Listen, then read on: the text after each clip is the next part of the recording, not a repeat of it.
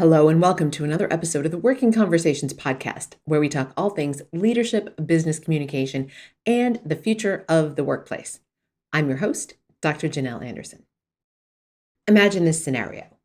You're in a meeting at the office, and a colleague that you generally have respect for shares a good idea. You lean into the conference room table, make eye contact with your colleague, and then look around the room while you say, "Great idea, Lori."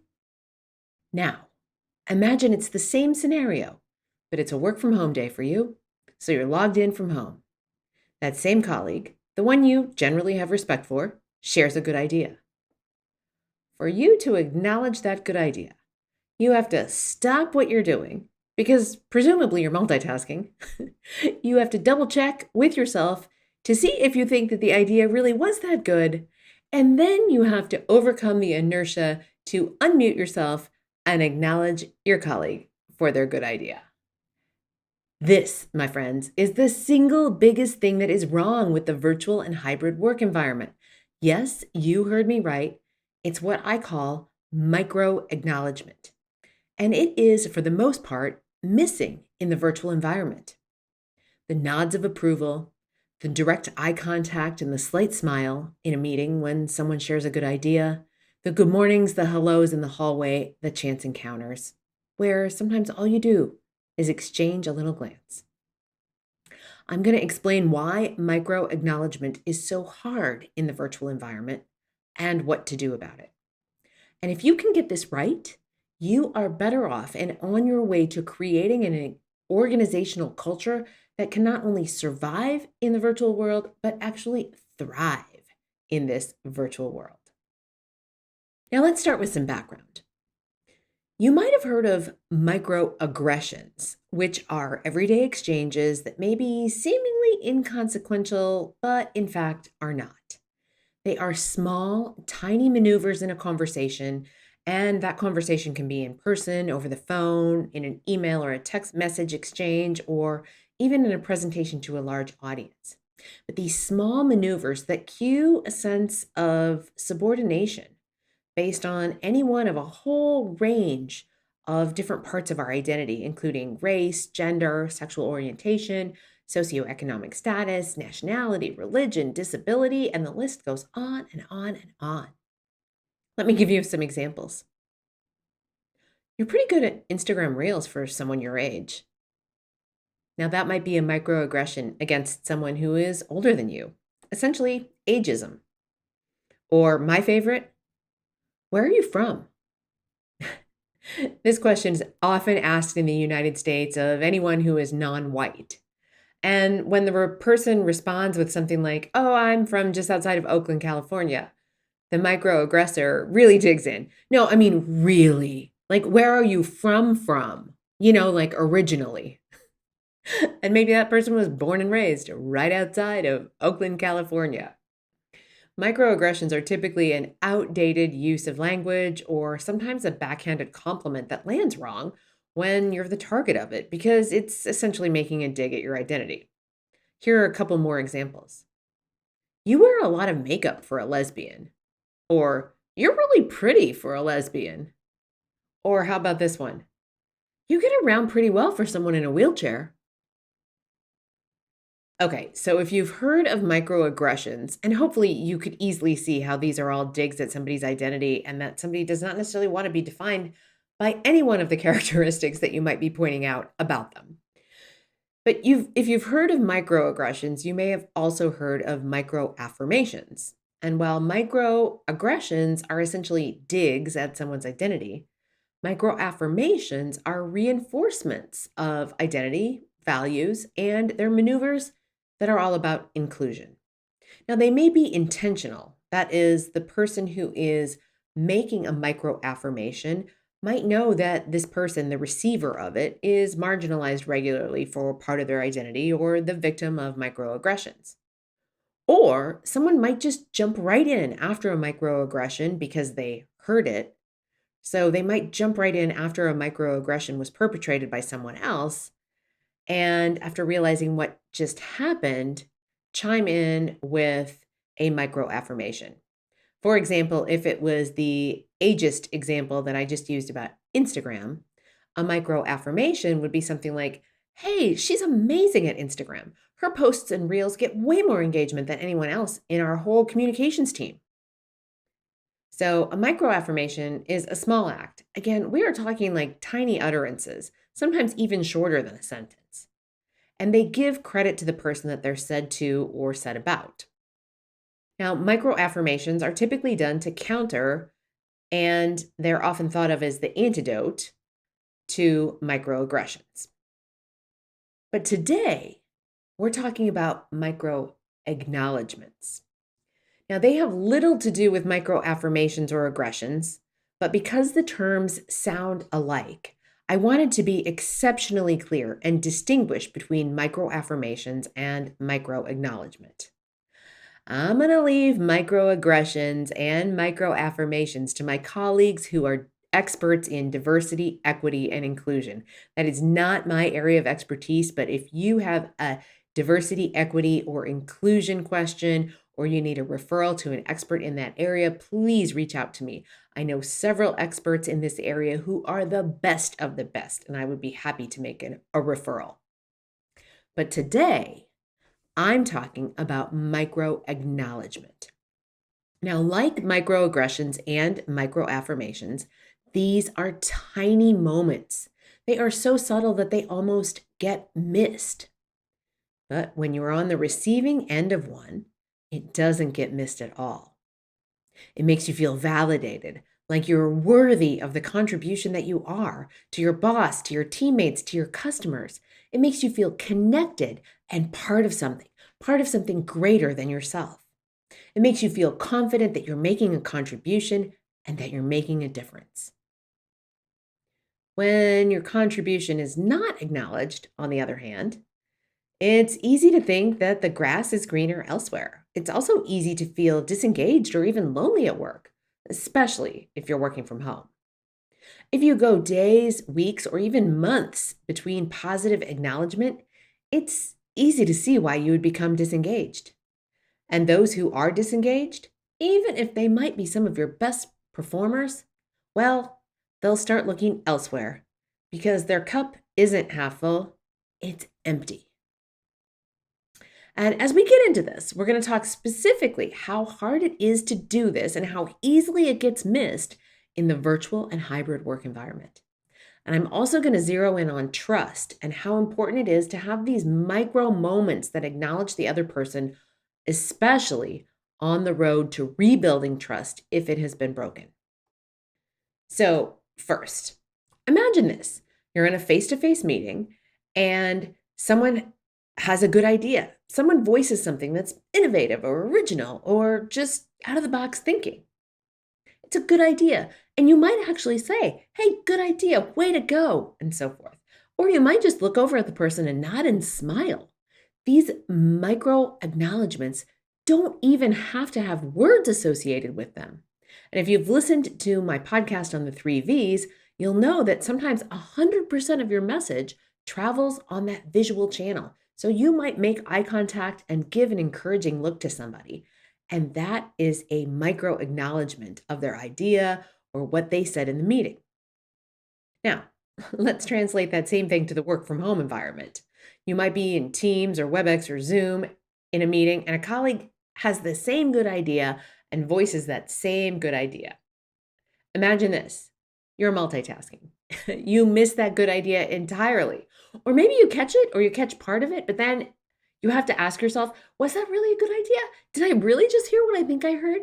And then, if affirmative, yes, and you do want to give some acknowledgement, inertia is going to take over. And it's too much work to move your cursor over to the unmute button, take yourself off mute, and acknowledge your colleague for their good idea.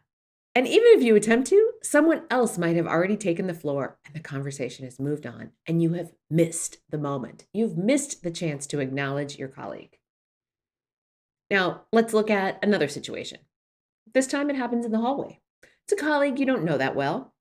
They've only worked in your organization a short while, but recently they closed a big deal for the company, or they saved the company some good money by renegotiating a contract with a vendor, something like that. And you've heard about it, but you haven't had a chance to acknowledge them for it. So you see them in the hallway and you stop and talk, only because your paths crossed. And while you're chatting with them, you take a moment to give that acknowledgement. You congratulate them for closing the new account or negotiating the new contract or whatever it was. You then also share some small talk and you get to know that person a little bit better. All right, here's how that same situation plays out in the virtual world. That spontaneous conversation in the hall, well, it never happened. It's not happening in the virtual world. Because when was the last time that you picked up the phone or fired off an email to someone that you barely know, congratulating them for something that you might even be envious of? Instead, it goes down something like this. You see an email about the new deal or the negotiated contract with the vendor, and you see this colleague's name attached to it, or maybe it's even announced in a meeting. And you think to yourself, this new guy, really making some waves. I better get my game on and close a new big client too, or else I'm going to start looking washed up. Wonder what his secret is. Is it beginner's luck? Or is he better than me?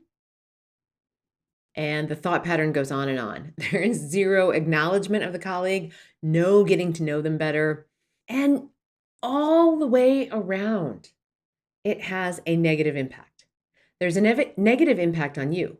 You missed an opportunity to get to know someone better and possibly even learn from them. There's a negative impact on your colleague. They don't feel like anyone noticed the contribution that they're making. And apart from the corporate communication that went out or the acknowledgement that maybe landed in the meeting, they didn't get your eye contact. They didn't get the nods of approval. They didn't get any of that micro acknowledgement that comes so readily when we are face to face. It also has a negative impact on the company. It can lead to disengagement. And of course, disengagement left unchecked is going to lead to turnover and losing your best talent to your competitors. And in the tight labor market that we're still in, and you've heard me talk a lot about that on the podcast, we can't afford to have our best teammates leaving the organization. All right, now let's take a deeper dive into how micro acknowledgement plays out in trust, and especially in rebuilding trust when it's broken. Now, first of all, let's just acknowledge that even the best of our bosses and coworkers will make transgressions that breach our trust. Trust will get broken, even from the best. It's just part of the human condition. We humans screw up on the regular. But let's look at how we rebuild trust. Now, it might start first with an apology and a strong dose of humility. And absolutely it should. But that only goes so far. If we're on the receiving end of that broken trust, we are probably feeling jaded and cynical, and we need to see action that restores our trust in the other person. And most often, it's not grand gestures. In fact, those grand gestures to try to rebuild trust, like taking us to lunch or buying us a coffee, can feel a little inauthentic and they can fall flat. So rather than those grand gestures, it's more often the tiny maneuvers that say, I've got you, or you're right, or that's a good idea. It's those tiny maneuvers that rebuild trust over time. And these happen in the face-to-face environment far more easily and fluidly than they do online. We merely glance over at a colleague in a meeting and we make eye contact with them. Maybe we give them a slight nod and half of a smile. It's a micro acknowledgement of their idea. We don't even have to say anything out loud. It's also a micro acknowledgement of their basic humanity. Just a little glance. Nothing fancy, nothing formal. It simply says, I see you. And if trust has been broken, it might have a little glimmer of, I'm sorry, in it. And if it's accompanied by a pleasant disposition, it's going to speak volumes and it's going to go a long way to rebuilding trust. It's things like saying good morning in the elevator or the parking lot. It's making eye contact and smiling and not saying anything at all in the hallway. It's holding the door for someone. It's these little moments over time that add up to restoring trust. These micro-acknowledgments, when trust has been broken, are so critical in repairing trust. They are small maneuvers, again, that help rebuild that trust, and they naturally occur in the face-to-face environment. But they don't naturally occur in the remote work environment. But fear not, my dear friends, all hope is not lost. Micro-acknowledgments can be replicated in the virtual and hybrid environments, but you have to be intentional and it has to come across as genuine. It is all too easy for it to sound insincere in the virtual world. Either the timing is off because you're doing it an hour or a day later, or it sounds suspicious since you had to go out of your way to call them or send an email, or heck, even take yourself off of mute in the actual meeting. So you've got to practice. You've got to get in the practice of acknowledging these little things. And I mean, of course, the big things too, but it's these little micro acknowledgments that make all the difference in creating strong relationships, in creating strong culture and climate, and certainly in repairing trust when it's broken. Because it's in the small things. The small things matter. The small things matter greatly. When you can reproduce the micro acknowledgments that happen organically in the face-to-face environment, in your work from home or your hybrid environment, then I have about 99% confidence in your organization's ability to not just survive, but to actually thrive in the ever-evolving future of work. So here is my challenge for you this week. Look for opportunities to offer micro acknowledgments to your colleagues. If you work in a co-located environment, whether that's every day of the week or a couple of days of the week, look for examples of other people doing it too, because again, it comes so easily and so fluidly when we're co-located. So make a study of it, see what works. Look for these little tiny glances and nods and little mm-hms and uh-hs and oh, good idea. These really small utterances and acknowledgments that are happening. And if you're in the hybrid or the virtual environment, keep your hand close to the mute button or keep yourself off of mute entirely so you can blurt it out the same way that you would in a face-to-face meeting. Oh, good idea. Oh, right on. Way to go. Good job. And if you miss the opportunity in the meeting, make an effort to double back and let that person know that you appreciate what they did, or that you thought their idea was a good one, or that you simply want to wish them a good morning. And do it in a way that is genuine and not like you're checking a box or ticking off something on your to-do list. It takes effort. It takes truly being intentional with the small things. It takes an attitude that's looking to acknowledge others and to create those micro acknowledgments that come so freely, that we give so generously when we are in the face-to-face work environment. So my friends, that is my challenge for you, regardless of your work environment. Be intentional about those micro acknowledgments. Make them. Watch other people do them. Learn from others so that you and your organization can get better at it. Because I can guarantee when you give more of the attaboy, attagirl, attathems in your organization, other people will do it too, and it will have a large ripple effect in your organization. And of course, don't forget to drop me a line and let me know how it went. If you enjoy this content and you're watching on YouTube, make sure you hit the subscribe button and knock that little bell so that you get notified every time there's a new episode out. I'm making other videos there too, so even if you're listening on a podcast player, you want to head over to youtube.com/Janel Anderson PhD and subscribe so that you don't miss a thing. Wherever you're listening or watching, please leave me a review if that is an option. It helps other listeners find me, and of course, it just plain old makes me feel good. Until next time, my friends, be well and go crazy with your micro acknowledgments. Take care.